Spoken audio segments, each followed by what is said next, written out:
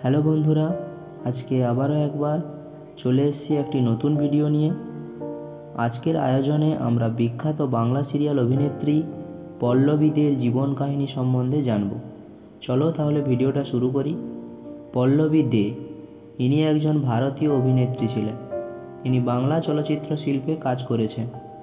এই অভিনেত্রী 1997 সালে 23শে ফেব্রুয়ারি হাওড়ায় জন্মগ্রহণ করে। এনার মায়ের নাম সঙ্গীতা দে এবং বাবার নাম নীলু দে। বাংলা ধারাবাহিক রেশম ঝাঁপি দিয়ে কর্মজীবন শুরু হয় এই পল্লবী দের। 2018 সালে ইনি আমি সিরাজের বেগম ধারাবাহিকে লুৎফা চরিত্রে অভিনয় করে। এছাড়াও কুঞ্জ ছায়া, সরস্বতীর প্রেম, মন মানে নার মতো বিখ্যাত ধারাবাহিকগুলোর মধ্যে দিয়ে ইনি তার খ্যাতি অর্জন করেছেন।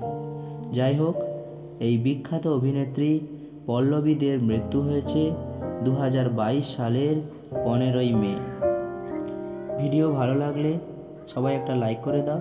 চ্যানেলে নতুন হলে চ্যানেলটাকে সাবস্ক্রাইব করে নাও, কারণ এরকম ভিডিও প্রতিদিন আসতেই থাকবে।